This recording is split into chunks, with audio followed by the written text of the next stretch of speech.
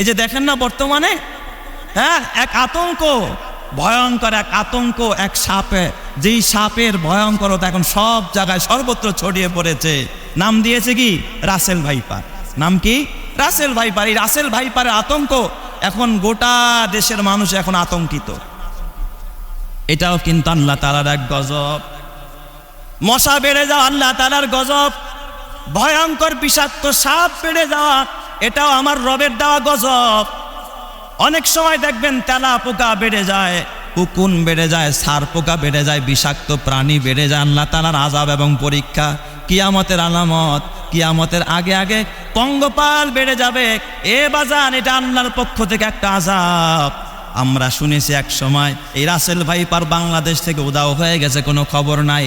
আর এখন দেখলাম খবরের মাঝে মিডিয়া ভাইদের মাধ্যমে যেটা জানতে পারলাম, প্রায় বাংলাদেশের বাবা একটার দুইটা নয়, প্রায় 30টা মতো জেলার ভিতরে রাসেল ভাইপার ধরা পড়েছে। বিশেষ করে এই পদ্মার চরাঞ্চলগুলো, বিশেষ করে ফরিদপুর, শরীয়তপুর এবং উত্তরাঞ্চলেও ধান হয় যে সমস্ত এলাকায়, এমনকি ঢাকার পাশে এই মানিকগঞ্জেও নাকি এই রাসেল ভাইপার, এই সাপের ধরা পড়েছে। সেখানে এই পদ্মা সেতুর কাছেই, একেবারে কাছেই সেখানে ধরা পড়েছে একটা রাসেল ভাইপার। একটার পেট থেকে প্রায় 38টা বাচ্চা।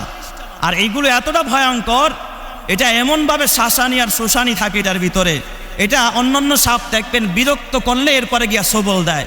একটা মানুষ যদি উত্তক্ত করে, কষ্ট দেয়, অথবা তাকে মারতে যায়, তখন সে হামলা করে। কিন্তু রাসেল ভাইপার এমন না, ও মানুষ দেখলেই স্বপ্রণোদিতভাবে সে তাকে আক্রমণ করতে চেষ্টা করে। লাইফা যায় যে ওকে আমি আক্রমণ করবো, ওকে হামলা করব। ও ফুসতে থাকে, ওর শরীরগুলোতে এমনভাবে শ্বাস প্রশ্বাস আপ ডাউন করে, দূরের থেকে বোঝা যায় কি যেন শোষাইতেছে। তার মানে এত রাগ ওর ভিতরে, ও কামড় মেরে বসে আর কি। আর এটা কামড় মারলে একটা মানুষ, দ্রুত তাকে অবশ্যই ডাক্তারের কাছে নিতে হবে, হসপিটালে নিতে হবে। আর না হয়তো অ্যান্টিঅক্সিন না দেওয়া হলে সে 40 দিন পরেও এর বিষক্রিয়া তার শরীরের ভিতরে ছয়লাভ করতে পারে। কোনো পশুকেও যদি সে হামলা চালায়, পশুটাও মারা যেতে পারে। এই জন্য এই রাসেল ভাইপার যখন সব জায়গায় ছড়িয়ে গিয়েছে, আপনারা তো ভাবতে পারেন যে হুজুর আমরা ঢাকা শহরে আছি, আমাদের 4 দেয়ালের ভিতরে এই ইট পাথরের এলাকার ভিতরে আর এই রাসেল ভাইপার প্রবেশ করার কোনো সম্ভাবনা নাই। আরে ভাই, এটা বলা যাবে না। কারণ অনেক সময় আমরা দেখেছি পত্র পত্রিকায় খবরে যে অনেক সময় কমটের ভিতরে সাপ মোড়ানো আছে না নাই?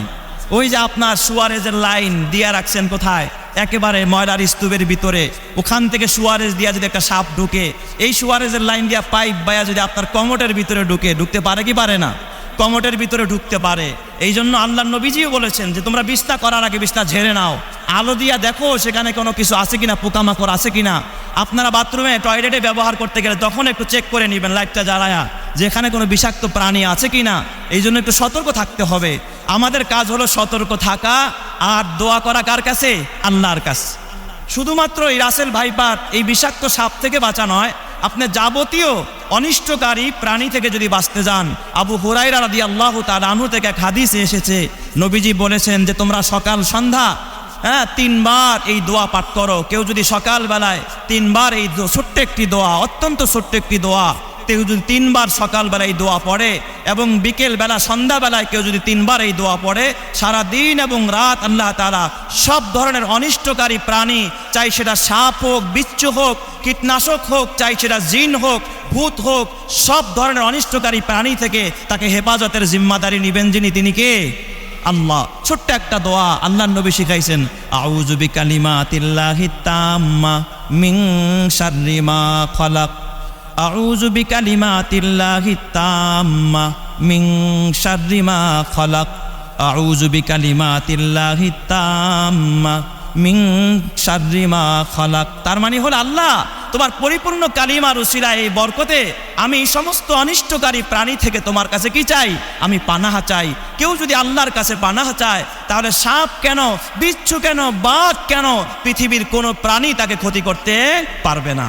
এই জন্য সবসময় আমরা সকাল সন্ধ্যা 3 বার, সকালেও 3 বার এবং সন্ধ্যায়ও 3 বার এই দোয়াটা পড়ব, আউযু বিকালিমাতিল্লাহিত তাম্মা মিন শাররি মা খালাক।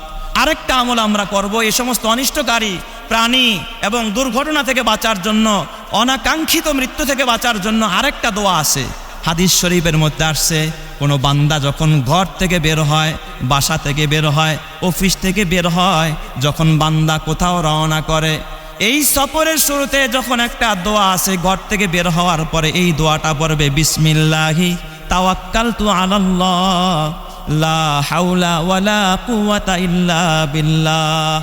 এই দোয়া পড়ে যদি কেউ বের হয়, আল্লাহ রাব্বুল আলামিন, বুখারী শরীফের এক হাদিসের মধ্যে আসছে, নবীজি বলেন, ফায়ুনাদি মুনাদিম মিনাস সামা, ফায়ুনাদি মুনাদিম মিনাস সামা কদ হুদিতা ওয়া বুকিতা ওয়া হুফিস্তা মিনাশ শাইতানির রাজিম। এই দোয়া পড়ে বান্দা যখন ঘর থেকে বের হয়, আকাশের ফেরেশতা একজন ঘোষণা দেয়, কদ হুদিতা, এ বান্দা তোর পথ দেখানোর জন্য আল্লাহই যথেষ্ট, ওহ বুকিতা, তোর সংরক্ষণের জন্য আল্লাহই যথেষ্ট, ওয়া হুফিস্তা মিনাশ শাইতানির রাজিম, এবং বিতাড়িত শয়তানের হাত থেকে তোরে একমাত্র যিনি সংরক্ষণ করবেন তিনি কে? আল্লাহ। এই জন্য আমরা এই দোয়াটা পড়ে ঘর থেকে বের হব। পড়েন সবাই, বিসমিল্লাহি তাওয়াক্কালতু আলাল্লাহ লা হাওলা ওয়ালা কুওয়াতা ইল্লা বিল্লাহ। তাইলে আমরা এই সমস্ত আতঙ্ক থেকে বাঁচার জন্য আমরা এই দুইটা দোয়ার উপর আমল করব, আর সচেতনতা অবশ্যই আমরা কি করব? অবলম্বন করব।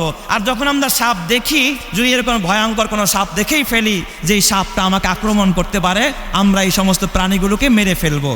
কারণ হ্যাঁ, তবে সাপ মারার ক্ষেত্রে নবীজির নির্দেশনা হলো, তুমি 3 বার তাকে সতর্ক করো, আওয়াজ দাও, যাতে করে যে কোনো সাপ মারা যাবে না। নবীজি একবার নিষেধ করেছেন, কারণ অনেক সময় জিনেরাও সাপের সুরাত ধরে ঘরে ঢুকে, জিনেরা। তো আমরা যেন জিনটাকে মেরে না ফেলি। একটা সাপ নিরহ রাস্তা ভরে ফেলেছে, সে এখান থেকে হাঁটতেছে, আমি আওয়াজ দিলাম বা সাপ বললাম বা চলে যা, সে চলে গেল, বাস, মারার দরকার নাই। হ্যাঁ, সে যদি এমন ভয়ঙ্কর হয়, যেমন যদি সে এরকমের রাসেল ভাইপার হয়, যেটা একবার স্বপ্রণোদিতভাবে আক্রমণ চালায়, তার অবশ্যই তাকে মারতে হবে। যেমন এটা মারার জন্য বর্তমানে আমি আজকেও দেখলাম আমাদের ফরিদপুরের এক ভাই, হ্যাঁ, উনি রাজনীতিবিদ, উনি ঘোষণা দিয়েছে, কেউ যদি আমার এলাকার ভিতরে, কোতোয়ারির ভিতরে একটা রাসেল ভাইপার মারতে পারে, তাকে 50,000 টাকা পুরস্কার দেওয়া হবে। কত হাজার টাকা পুরস্কারের ঘোষণা দিছে? 50,000। এই আতঙ্কের ভিতরে এটাও মিডিয়া দেখছি প্রচার করেছে যে এই যুগে এখন যদি কেউ একটা রাসেল ভাইপার মাইরা ওনার কাছে নিয়ে যায়, তাহলে কত টাকা? 50,000 টাকা। যাই হোক, এখন এই রাসেল ভাইপারের নামে যা পাইবেন তাই শেষ করে দিবেন, একেবারে বিনাশ করবেন, এটাও কিন্তু উচিত নয়। তাদেরকে সুযোগ দেওয়ার, আল্লাহর মাখলুক, আল্লাহ তাআলা কোনো মাখলুককে অযথা সৃষ্টি করেন নাই। এর দ্বারা আল্লাহ তাআলা এই বান্দার উপকার রেখেছে, কল্যাণ রেখেছে।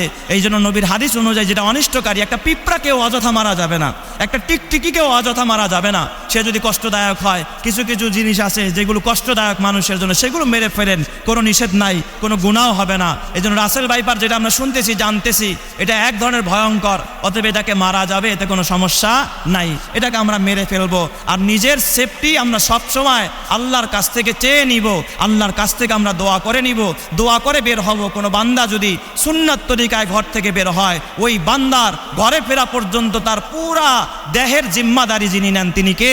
আল্লাহ। এই জন্য আমরা তাওয়াক্কুল করব কার উপরে? আল্লাহর উপরে। সবসময় আল্লাহর উপরে ভরসা করব, আল্লাহর উপরে তাওয়াক্কুল করব। কারণ কোনো প্রাণী কখনো কারো কোনো ক্ষতি করতে পারে না, একমাত্র যার নির্দেশে ক্ষতি করে তিনি কে? আল্লাহ।